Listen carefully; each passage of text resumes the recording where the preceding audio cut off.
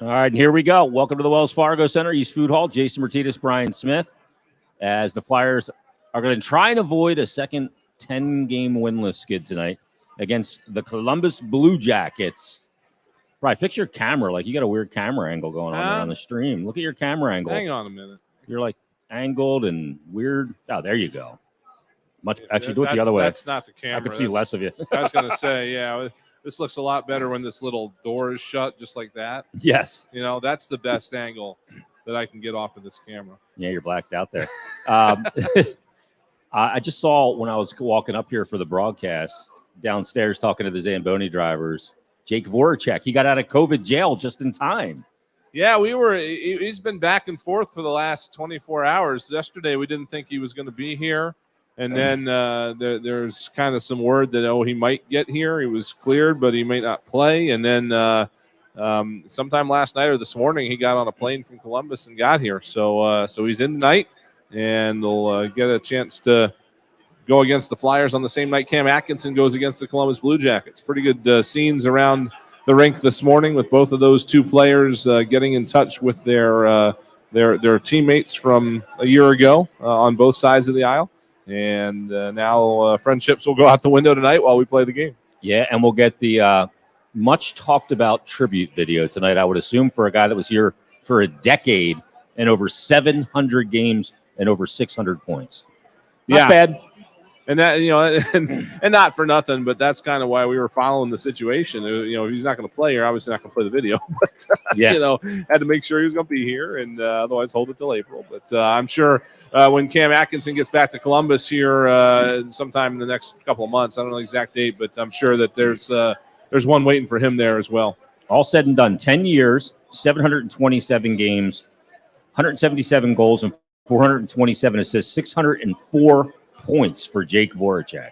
That's a great production. He had great numbers. Yeah, he really did. And again, there wasn't. I don't think the trade was not made because the Flyers were disappointed with his production or anything like that. It was more that the Flyers had too many playmakers and not enough scorers. He had too many guys passing the puck and needed some guys to score the puck. And Columbus may have had a bit of the opposite problem. They just brought in Patrick Laine. And now they had Cam Atkinson, and there's only one puck that you can shoot. So it was one of those deals that has benefited both sides. Jake's been tremendous in Columbus. It has a ton of assists there, and leading goal scorer for the Flyers, Cam Atkinson. So it's worked out well, and it's I'm sure both teams would rather them be higher up in the standings than they are, but those two individuals, it's worked out all right. Jake's got one goal in the season, 34 games, one goal, 24 assists, and there was this notion that he was Jake Skoracek. Right. He's never been Jake Skoracek. He's always been a playmaker, the most goals he ever scored in a season, he had 23 back in 2013-14, 22 one other time. That was 22 he had in 48 games, by the way. So he was pacing well over 30 that year. But he's a guy that's always been a playmaker. He's had upwards of 59, 65 assists in a season, too. Right. Yeah. He had that 82 point season, I think it was. Contract year. Yeah. And, that was his best year as a Flyer. I believe he had a couple of All-Star game appearances, at least one anyway. Yeah. So definitely, when the Flyers made that made all those moves that summer, that was a big makeover for the franchise, and this past summer was probably the biggest makeover since then. The Flyers introduced Braden Shen, Jake Voracek, and Wayne Simmons on the same day. And drafted Sean Couturier. About 10 years ago now, 11 years ago. And, it was all part of a retooling of the roster, if you will. Jeff Carter and Mike Richards gone, and a lot of assets coming back the other way.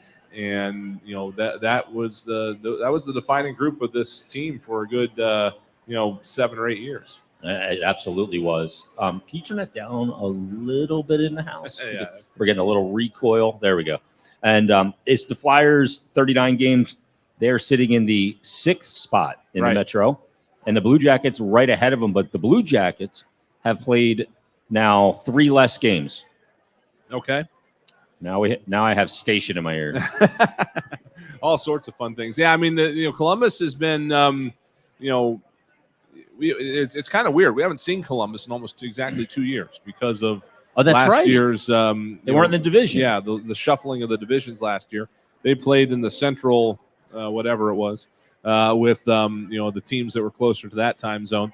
And again, last year was all about trying to minimize travel and just trying to keep players in one general area. So they didn't get to see him last year. Columbus had a really upstart year last year, and they've just been a little bit streaky this season. Well, the thing is they move on from John Tortorella, but they keep one of his assistants to be the head coach, in Brad Larson. And there's rave reviews coming out of Columbus about him and the job that he's done and will do. He was there for a long time prior. Talked to Jody Shelley today on my Stick to Hockey Live show, and he said that this group, there's a lot of accountability. They're not there yet. They got a lot of work to do. And Laine's a guy that is always one, how's the coach going to handle him as a player? Now, he missed some time this year for injury and then also the loss of his father.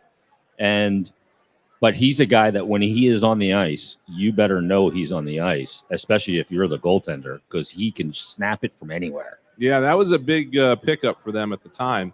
It was one of those things that the Blue Jackets have been trying to take the next step for their entire history, pretty much. They have had times when it looks like they're starting to get things turned in the right direction, and the acquisition of Laine was supposed to help them with that. It hasn't quite turned out that way, but again, on any given night, he can severely damage your team. He's one of those guys that can almost score at will from just about anywhere in the zone. Yeah. Excuse me. So you definitely, you gotta limit his time and space and everything else you would do against a threatening scorer like that, and just do your best to shut him down. Yeah, only 17 games played for him this year. 5 goals, 8 assists, 13 points, over 18 minutes of ice time. Jake Voracek second on the team in scoring, a point back of Oliver Bjorkstrand. And it looks like it's going to be tonight.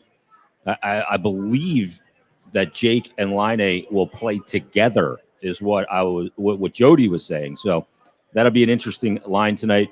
But when Columbus, you're facing them too, Bri, you always got to be aware. No Seth Jones anymore, but you do have to be aware of Zach Werenski, who's made a long-term commitment there. 21 points, 6 of them goals so far in 34 games, and he's a guy that will jump into the play whenever he feels like he can, which is very often. Yeah, he's he's one of those dynamic defensemen that you always have to kind of keep an eye on and figure out what he's doing. Right, you don't want to lose track of him. You don't want to just kind of think he's back there just hanging out because he can he can find shooting lanes. He can find ways to make things happen, and he is again, one of the reasons probably that they were willing to move on from Seth Jones is because that they had him back there to kind of anchor the defense once he was gone. Yeah, I mean, it's weird because Columbus has lost an all-star team over the years. Yeah, guys just keep leaving. I mean, you look at some of obviously Panarin and Bobrovsky. I mean, go back and there's other players that came in and had some good success there, but ultimately, go all the way back to Rick Nash, right? Right. Who ended up as a Ranger and was probably, the first great Columbus Blue Jacket player. And they all seem to not want to stay. I don't know if it's a market thing or what it is, but Jeff Carter found his way to LA, was a deadline pickup for the Kings coming from Columbus, where he spent 2/3 of a season and walked right into a cup winning team. I mean, my recollection of it is that after that trade, Scott Howson had to fly to Philadelphia and go down to Sea Isle just to get Jeff Carter out of his house, didn't he? Yeah. Something to that effect. Yeah. He was despondent. Yeah. Because Richie was going to LA. Right. And he was going to Columbus. Right. And at the time, Columbus was still in the Western Conference at the time. Yeah. So you got to remember that not only were they not very good, but the travel was just brutal. And because they were one of 2 Eastern time zone teams at the time, along with the Red Wings, that were in the Western Conference. And then once they were able to get into the East with the realignment out of the 12-13 lockout, once they were able to get into the East, their fortunes improved greatly, and they've been a lot more of a threat as a franchise since then. When they didn't have to do all that travel anymore. Yeah. So, Are we on the air? I don't think so. Okay. Well, I didn't have you in my I hope ears, not. Pat. Hi, Pat. He texted me 53. All right. It is time for the Flyers pregame show. We pick up our radio audience as the Flyers and Columbus Blue Jackets set to face each other here tonight. Flyers, Brian Smith, Jason Myrtetus, by the way. The Flyers, first and foremost, need to avoid a second 10-game losing skid, and that is against a familiar face in Jake Voracek, but also Cam Atkinson facing his former team, and they need to get it done tonight. They played a good game the other night, lost in a 9-round shootout, but need to come away with a win tonight. They played good games 3 nights in a row now, so now is the time to play another good game and actually come away with something. The Flyers are already in rare air, but they're trying to avoid crossing basically an imaginary milestone. There's not that much difference between a 10-game winless streak and a 9-game winless streak, but in terms of looking at it as big round numbers, it has not happened to any NHL team since the 10-11 season when the Colorado Avalanche winless in 10 in a row twice over the course of a season. And, for as bad as it seems right now, I mean, the 1974-75 Washington Capitals did it on 4 separate occasions that season. In just an 80-game season, they lost 10 in a row 4 times. Wow. So it has been worse. It could be worse. Even this season, it could be worse. Flyers have a couple of other teams. I mean, we could be in Montreal right now. That is inexplicably and incredibly bad what's going on up there. I have 8 wins on the season or something like that. But yeah, nobody's happy. Nobody wants this to continue. And, this is one of the nights where, I think there's a lot of momentum here behind this team to get it done and kind of get this thing in their rearview mirror as best they can before going to Buffalo on Saturday. Yeah, and we look at this point in the schedule where you see the teams that they're facing, and it's an opportunity to get some wins. And, the team is playing better. The process looks better. The eye test of what we're watching looks much improved. But the problem is the result hasn't followed. But if you keep doing that and you keep playing like that, oftentimes the result will eventually come to fruition. Yeah, it's the old saying that you hear every now and then from guys that if we play like that, we're going to win a lot of hockey games, that sort of thing. That's essentially what they're doing here. They are playing a lot better than they had been even during some of their wins back in late October and November. Early November, the Flyers got some wins in games that they didn't really deserve them, I think, back then. And now here they are going through now 3 games where they probably deserved a better fate than they got. Now, the way it usually works in hockey is, when you're coming to an end of a streak like this, you have a couple of games that you play well enough to win, but you don't. And so that's why I'm hopeful that that's a signal of what's to come here tonight. And then from there, if they can get on a little bit of a run here going into the All-Star break, you never know what can happen on the other side. There's still a lot of hockey left to be played. Normally right now, we're at game like 46, 47 at this time of year. It's just game 40 because of everything going on. Seriously, it's just game 40? Yeah. So there is a lot of hockey left to be played that can definitely still make something interesting out of it. The interesting thing about this game, too, is it's the 3rd game of a 3-game road trip for Columbus, but they haven't played since Saturday. Now, the last 2 teams they played, 2 of the best in the NHL, Carolina and Florida, and the result couldn't be more different. They beat Carolina on the road 6-0. 6-0, Rob Brindamore's team. And then they played on Saturday against Florida, and they lost 9-2. Like, is that Jekyll and Hyde at its most extreme or what? Like, if you're an analytics guy, does that just make you want to rip your hair out? Like, you just throw those 2 games out the window, right? In terms of outliers and stuff like that. Yeah, I had no idea what to make of that. They were supposed to play on Tuesday. That game was postponed. I forget who they were supposed to play, probably some Canadian team that couldn't come or they couldn't go there or whatever. So yeah, they have had a long break. That can be a double-edged sword. You get rested, obviously. I'm sure they got some guys out of COVID. Obviously, they got Jake out of COVID, probably some other guys too. But you come into the first period of a game like tonight, you're not necessarily sharp. Your timing's a little bit off. 5 days is a long time in terms of trying to maintain an NHL quality play. So this is another game where a good start is important for the Flyers. They need to try to take advantage of that as quickly as they can.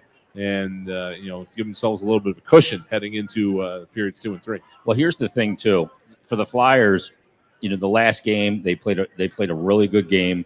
There were moments, of course, that weren't perfect. The game wasn't perfect, but it was a much better, complete game, and they outshoot the opposition in the game. They get good goaltending, opportunistic offense. They created chaos down around the net, which we're seeing a little. Since we talked about that, the way to score is to create chaos around the net and make it crazy there with getting pucks and bodies there. It's kind of working for them. Yeah. But the goaltending for Columbus has not been a strength this year. They're a team that scores a good amount. I think they're 12th in the NHL in scoring, but it's odd because their power play is 27th. Usually those two kind of go hand in hand. So they've been getting it done, obviously, 5-on-5, but they have not been able to keep the puck out of their net. It's Merzlikins tonight who's been the better of the two between Korpisalo and Merzlikins, but there's an opportunity tonight to put some goals on the board in this game. And then these two teams lead the NHL in shots allowed, 1 and 2. Well, Columbus allows the most. There you go. I mean, jump on that, right? It's Merzlikins has a pretty high goals against average, but he's got a decent save percentage. Yeah. 907's not terrible. So that tells me that they are giving up a lot of shots right there. I think 34.7, if I remember right. Yeah, even without looking at that column. So, the Flyers, if you remember, in the very early part of the season, were shooting the doors off the place. Hopefully this is an opportunity for them to get back to that. And with everything you do here, whether it's a one game in, one game, not a game against a team that's not playing as well or something like that. Regardless of those circumstances, things that you do well, hopefully we're going to build your confidence and hopefully you're going to get you going a little bit. And so hopefully that's part of tonight as well, being able to get out there and develop some more of those habits that Mike Yo's been talking about and, try to continue to get things turned the right way. Let me ask you, because Jake Voracek returns tonight after 10 years as a Flyer. What's your most pronounced Jake Voracek memory? I have mine if you want me to go first while you think. Yeah, go ahead. Let me think about it for a second. Mine is simple. It's Lincoln Financial Field Stadium Series against the Pittsburgh Penguins. I was stationed on the glass there in the corner right where he shot it. He literally shot it right in front of me. Okay. And I watched it. I had the perfect angle behind it. It was right off the face-off in the corner, and he throws it right to the far foot of Matt Murray. And it hits off his foot and goes right into the net. And you could see it as it's going in. I could see it in slow motion in my mind's eye right now. Mm-hmm. Of it going, Matt Murray going, I'm out of position. I don't have a pad down. OS. And Jake ties it with that goal. Yeah. To me, that's one of the big memories for me. That's the first thing that kind of jumped out at me too. He was definitely I guess for me it's not. I have to fall back not so much on the moments on the ice, but the moments off the ice. He was always a great conversation in the locker room. Yeah. You could just kind of see he'd come in off the ice from practice. He'd go to his stall. He'd take his equipment off, and then he would just sit there and wait. And generally within 5 minutes, there was a crowd around him. And that was pretty much day in, day out. And he did not hold back on opinions very often. I've heard a lot about that in the last few weeks about Chris Pronger, or a few days about Chris Pronger after he had his number retired in St. Louis, that he would just, he didn't care about your feelings. He would just tell you. Jake wasn't quite as blunt as Prongs was, but he was not a cliche machine. He was he hated the cliche. Yeah, he would come out there and I'm sure he still does in Columbus, but he'll come out there and he will give you interesting stuff. And it was exciting to see him be able to go back and play in Czech Republic. The whole situation with how that thing ended up was that trip ended up was kind of rough, but that's what comes back to me. Yeah, and he was a good guy and did a lot of stuff for wounded warriors and special groups off the ice as well, but never advertised it. I always thought that was more genuine. He wasn't looking for accolades for doing it. He did it because he gave a crap about the community. And we'll get a look at him tonight as a Columbus Blue Jacket back where he started. But stay tuned. Stay tuned. Tim Saunders, Steve Coates, they've got the countdown to face off and all the first period action between the Flyers and the Blue Jackets right here on the BetRivers.com Flyers Broadcast Network. All right.